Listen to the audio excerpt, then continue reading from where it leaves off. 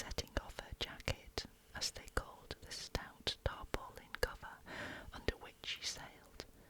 Not only that, but it flashed into my mind at the same moment that the round shot and the powder for the gun had been left behind, and a stroke with an axe would put it all into the possession of the evil ones aboard. Israel was Flint's gunner, said Gray hoarsely. At any risk, we put the boat's head directly for the landing place. By this time we had got so far out of the run of the current that we kept the steerage way even at our necessarily gentle rate of rowing, and I could keep her steady for the goal.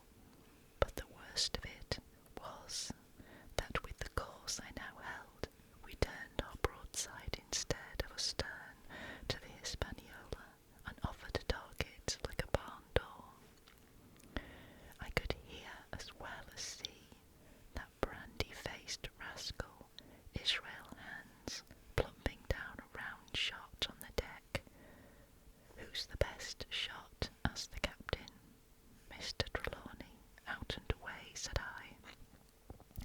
"Mr. Trelawney, will you please pick me off one of these men, sir? Hands, if possible," said the captain. Trelawney was as cool as steel.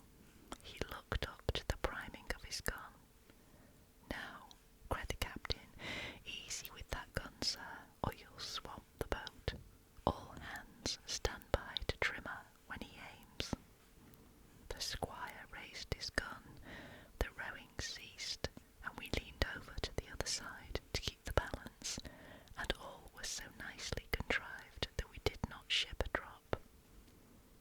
They had the gun, by this time, slewed round upon the swivel, and Hans, who was at the muzzle with the rammer, was in consequence the most exposed. However, we had no luck, for just as Trelawney fired, down he stooped. The ball whistled over him, and it was one of the other four who fell. The cry he gave was echoed not only by his companions on board, but by a great number of voices from the shore, and looking in that direction, I saw the other pirates trooping out from among the trees, and tumbling into their places in the boats. "Here come the gigs, sir," said I. "Give way then," cried the captain. "We mustn't. Mind, if we swamp her now, if we can't get ashore, all's up. Only one of the gigs is being manned, sir," I added, "the crew of the other most likely going round by shore to cut us off." "They'll have a hot run, sir," returned the captain. "Jack ashore, you know. It's not them I mind, it's the round shot. Carpet bowls. My lady's maid couldn't miss. Tell us, squire, when you see the match, and we'll hold water." In the meanwhile we had been making headway at a good pace for a boat so overloaded, and we had shipped but little water in the process. We were now close in, 30 or 40 strokes, and we should beach her, for the ebb had already disclosed a narrow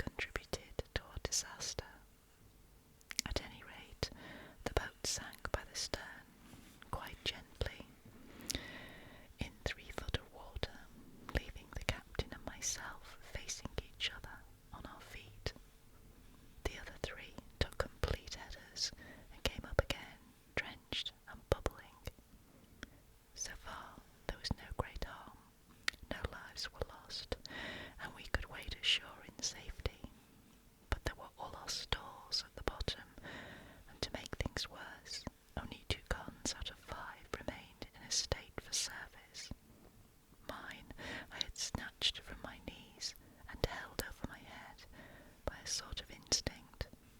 As for the captain, he had carried his over his shoulder by a bandolier, and, like a wise man, log uppermost. The other three had gone down with the boat.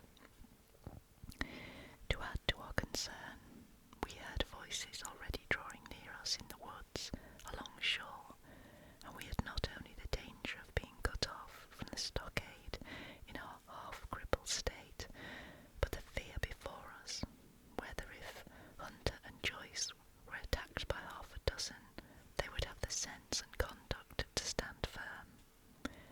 Hunter was steady, that we knew. Joyce was a doubtful case, a pleasant, polite man for a valet, and to brush one's clothes, but not entirely fitted for a man of war. With all this in our minds, we waded ashore as fast as we could, leaving behind us the poor jolly boat and a good half of all our powder and provisions.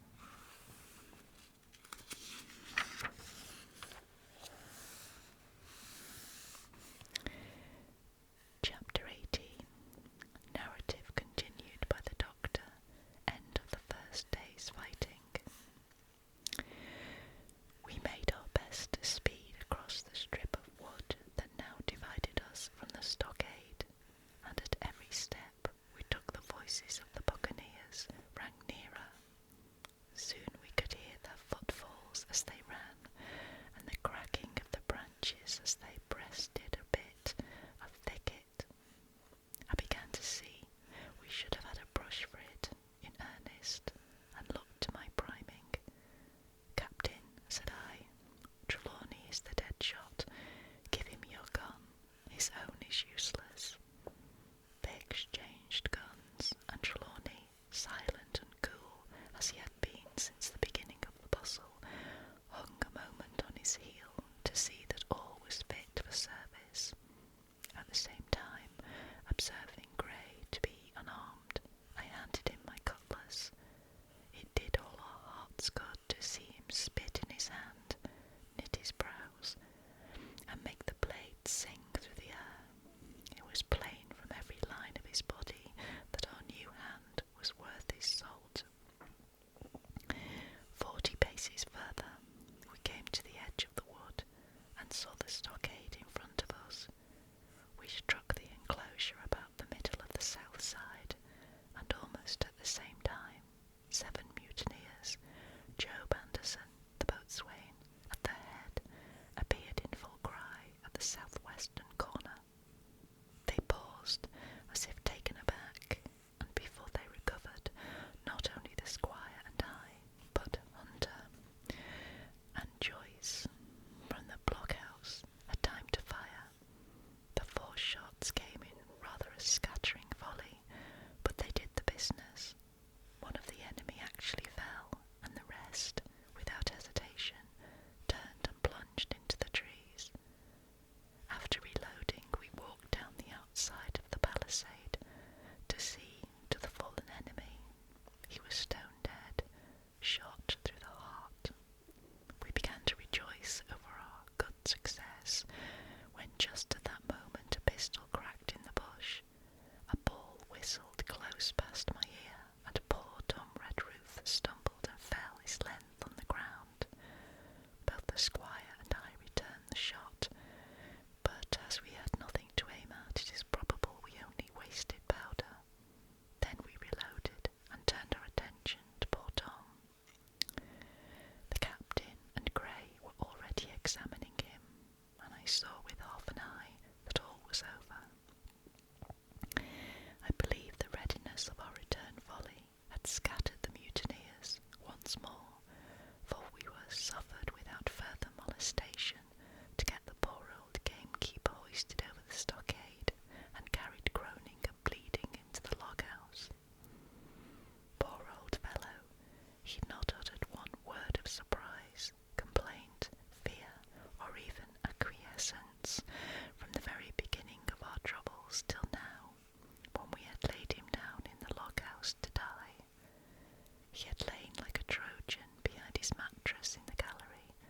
He had followed every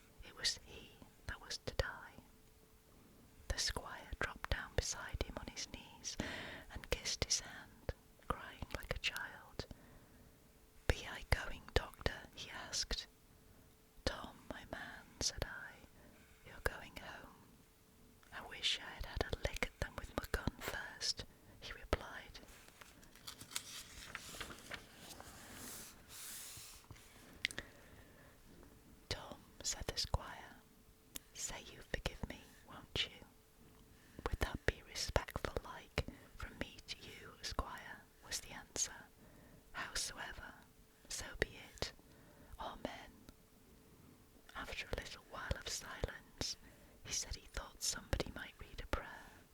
"It's the custom, sir," he added apologetically, and not long after, without another word, he passed away. In the meantime, the captain, whom I had observed to be wonderfully swollen about the chest and pockets, had turned out a great many various stories: the British colours, a Bible, a coil of stoutish rope, pen, ink, the logbook, and pounds of tobacco. He had found a longish fir tree lying felled and cleared in the enclosure, and with the help of Hunter, he had set it up at the corner of the log-house, where the trunks crossed and made an angle.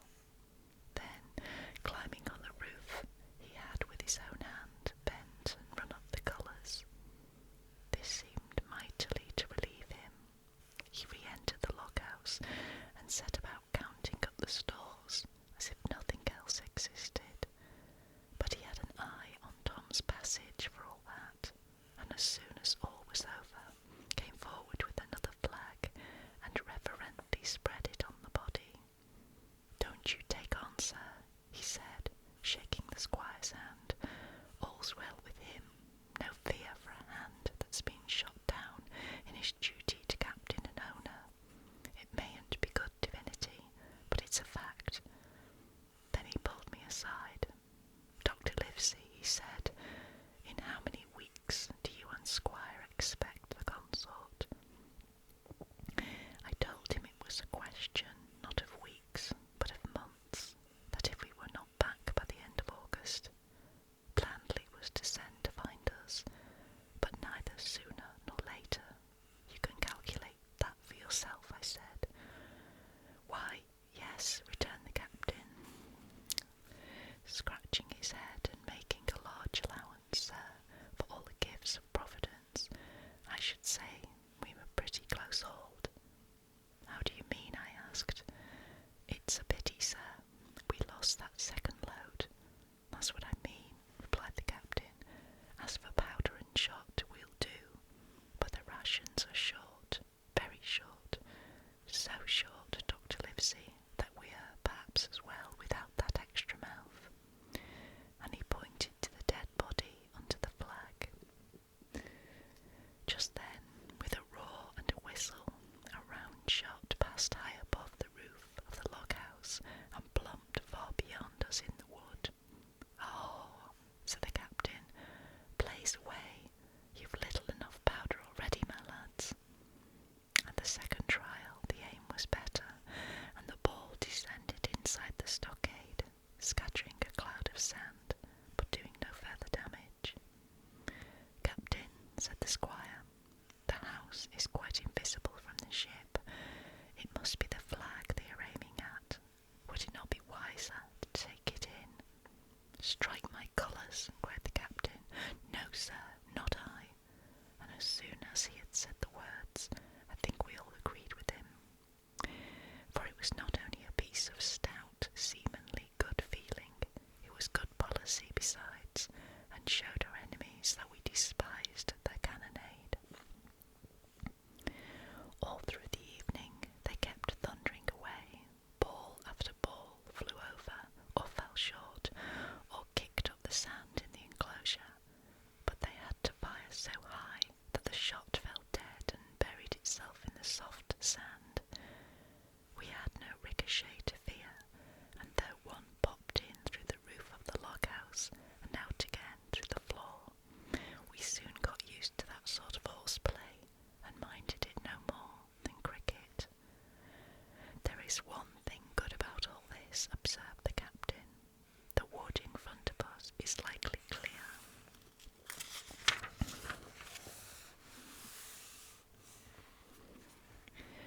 The ebb has made a good while.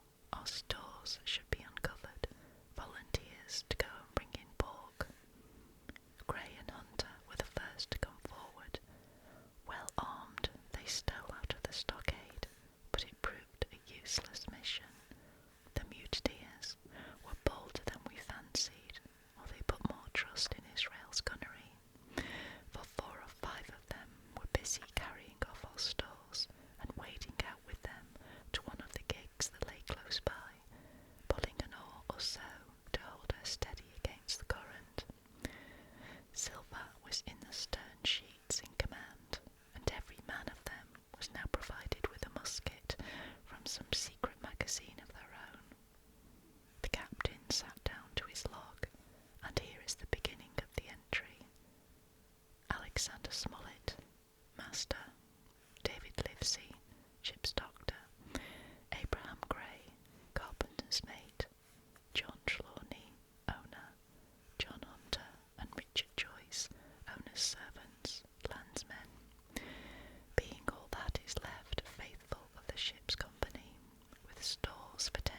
always at short rations, came ashore this day and flew British colours on the log house in Treasure Island.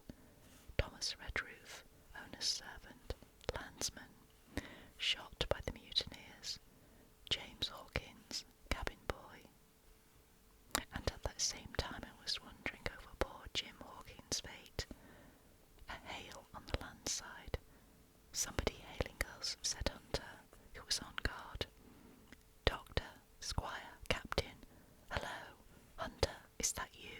Came the cries, and I ran to the door in time to see Jim Hawkins, safe and sound, come climbing over the stockade. Chapter 19. Narrative resumed by Jim Hawkins, the Garrison in the stockade. As soon as Ben Gunn saw the colours, he came to a halt, stopped me by the arm and sat down. Now, said he, there's your friends, sure enough. Far more likely it's the mutineers, I answered. That, he cried. Why, in a place like this, where nobody puts in but gentlemen of fortune, silver would fly the Jolly Roger. You don't make no doubt of that. No, that's your friends. There's been blows too, and I reckon your friends has had the best of it, and here they are ashore in the old stockade, as was made years and years ago by Flint. Ah, he was the man to have a headpiece, was Flint. Barring rum, his match were never seen. He were afraid of none, not he, only silver. Silver was that genteel. Well, said I, that may be so, and so be it. All the more reason that I should hurry on and join my friends. Nay, mate, returned Ben, not you. You're a good boy, or I'm mistook. But you're only a boy, all told. Now Ben Gunn is fly. Rum wouldn't bring me there. Where you're going, not rum wouldn't, till I see you're born gentleman and gets it home with a word of honour, and you won't forget my words. A precious sight, that's what you'll say. A precious sight more confidence, and then nips him. And he pinched me the third time with the same air of cleverness.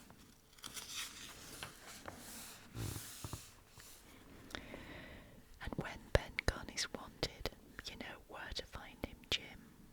Just where you found him today, and him that comes is to have a white thing in his hand, and he's to come along. Oh, and you'll say this, Ben Gunn, says you, has reasons of his own. Well, said I believe I understand. You have something to propose, and you wish to see the squire or the doctor, and you're to be found where I found you. Is that all? And when, says you, he added. Why, from about noon observations to about 6 bells. Good, said I, and now may I go? You won't forget, he inquired anxiously. Precious sight and reasons of his own, says you. Reasons of his own, that's the mainstay, as between man and man. Well then, still holding me, I reckon you can go, Jim. And Jim, if you was to see silver, you wouldn't go for to sell Ben Gunn. Wild horses wouldn't draw it from you. No, says you. And if them pirates camp ashore, Jim, what would you say? But there be widows in the morning.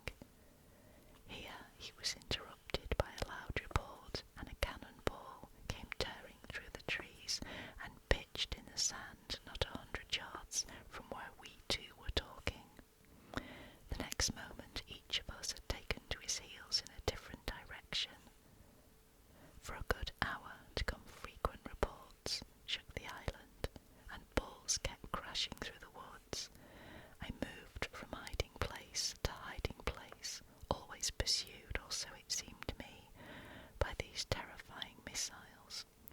But towards the end of the bombardment, though still I durst not venture in the direction of the stockade, where the balls fell oftenest, I'd begun in a manner to pluck up my heart again, and after a long detour to the east, crept down among the short-side trees. The sun had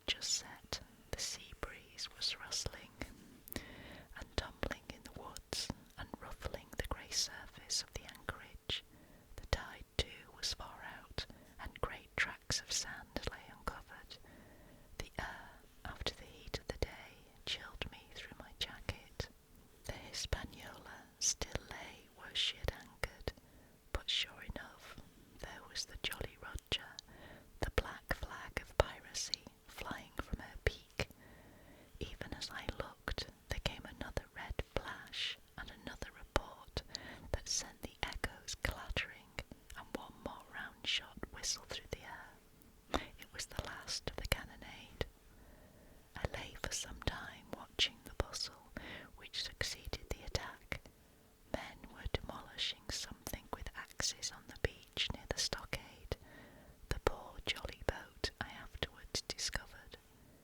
Away near the mouth of the river, a great fire was glowing among the trees, and between that point and the ship, one of the gigs kept coming and going.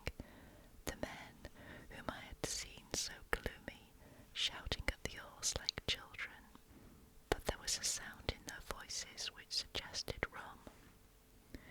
At length I thought I might return towards the stockade. I was pretty far down on the low, sandy spit that encloses the anchorage to the east, and is joined at half water to Skeleton Island, and now, as I rose to my feet, I saw some distant farther down the spit, and rising from among low bushes, an isolated rock, pretty high and peculiarly white in colour. It occurred to me that this might be the white rock of which Pen had spoken, and that some day or other a boat might be wanted, and I should know where to look for one. Then I skirted among the woods until I had regained the rear, or shoreward side of the stockade, and was soon warmly welcomed by the faithful party. I had soon told my story, and begun to look about me. The log-house was made of unsquared trunks.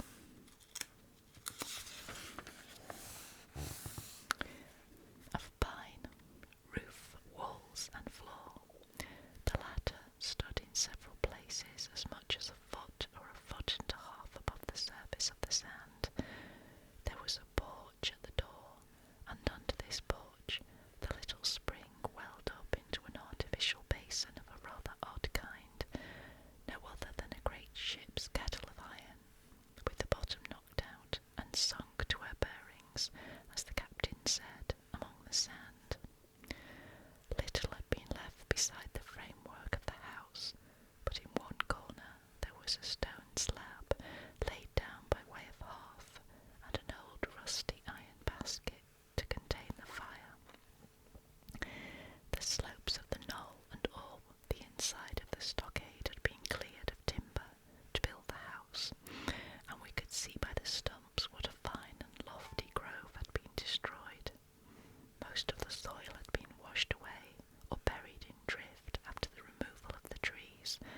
Only where the streamlet ran down from the kettle, a thick bed of moss and some ferns and little creeping bushes were still green among the sand. Very close around the stockade, too close for defence, they said, the wood still